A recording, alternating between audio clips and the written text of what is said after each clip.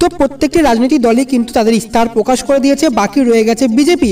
গতবারের মতো এবারেও কিন্তু 7ই এপ্রিলে ইস্তাহার প্রকাশ করতে চলেছে বিজেপি, এবং এই ভিডিওটিতে আমরা বিস্তারিত জেনে নেব। ভবিষ্যতে লোকসভা ভোট সম্পর্কিত যে কোনো আপডেট সবার আগে পাওয়ার জন্য অবশ্যই চ্যানেলটিকে এক্ষুনি সাবস্ক্রাইব করে নিন। সাবস্ক্রাইব করার জন্য নিচে লাল রঙের সাবস্ক্রাইব বাটনটি প্রেস করুন এবং সাবস্ক্রাইব হয়ে গেলে পাশে নোটিফিকেশন বেল দিকে বাজিয়ে দিন, যাতে আমি নতুন কোনো ভিডিও আপলোড করলে তার নোটিফিকেশন সবার আগে পৌঁছে আপনার কাছে। তো লোকসভা ভোটের প্রথম দফার ভোট গ্রহণ শুরু হতে আর মাত্র 5 দিন বাকি। এখনো পর্যন্ত তাদের নির্বাচনী ইস্তাহার বের করতে পারল না বিজেপি। তবে দলীয় সূত্রের খবর, আগামী 17 এপ্রিল প্রকাশ করা হতে পারে ওই ইস্তাহার, এমনটাই খবর সংবাদ সংস্থা আইএনএস সূত্রে।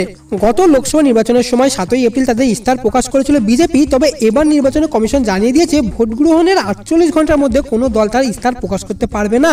তাই এ নিয়ে কিন্তু তৎপরতা দেখাচ্ছে বিজেপি। এবারের বিজেপিতে ইস্তাহার কমিটিতে রয়েছেন মোট 20 জন নেতা। এদের মধ্যে রয়েছেন অরুণ জেটলি, নির্মলা সীতারমন, পীযূষ গোয়েল, রবিশঙ্কর প্রসাদ, মুখতার আব্বাস নকভি, শিবরাজ সিং চৌহান। এই ভিডিওটিকে অবশ্যই একটি লাইক দিয়ে দিন, কারণ আপনার একটি লাইক আমাকে অনেকটা উৎসাহিত করে পরবর্তী ভিডিও আপলোডের জন্য। সুতরাং ভিডিওটিতে এক্ষুনি একটি লাইক দিয়ে দিন। তো কংগ্রেস যথারীতি তাদের ইস্তাহারে একটি চমক দিয়েছিল, সেটি হচ্ছে 20% অতি দরিদ্র মানুষকে কিন্তু বছরে 72,000 টাকা দেওয়া হবে, এবং এটি নিয়ে কিন্তু চাপে পড়ে গেছে গেরুয়া শিবির। এবার দেখার পালা যে তারা কি চমকটা দেয়।